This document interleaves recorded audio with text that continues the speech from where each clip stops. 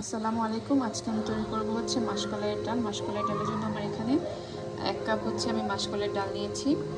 তারপরে এখানে আমি পেঁয়াজ বাটা নিয়েছি, একটা পেঁয়াজ কুচি নিয়েছি, চিংড়ি নিয়েছি, 3-4টা কাঁচামরিচ, ধনেপাতা, তেল, রসুন, আর এখানে হচ্ছে আমি লবণ পরিমাণ মতো দিলাম। সাথে হচ্ছে আমি এখানে আমার গুঁড়া মশলা নিয়েছি কিছুটা, মরিচ গুঁড়া, ধনে গুঁড়া, হলুদ আর সামান্য পরিমাণ হচ্ছে মিক্স মশলা।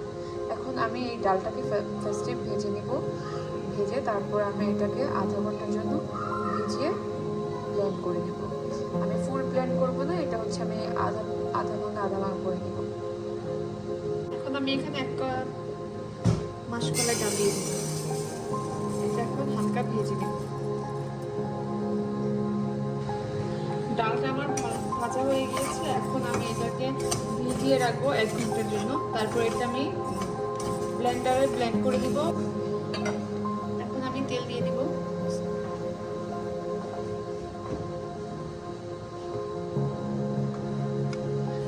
তেল এখানে আমি সামান্য পরিমাণ দিয়েছি, বেশি দিইনি। তেল গরম হয়ে গেলে এখন পেঁয়াজ কুচি দিয়ে দেবো। সাথে এখন কাঁচামরিচ কুচি দিয়ে দেবো আর সামান্য পরিমাণ যে লবণ।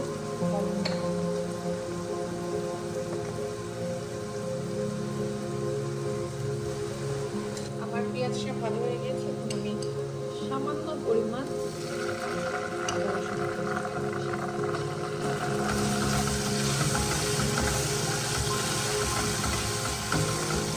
আমার গুঁড়ো মশলাটা দিয়ে দিব।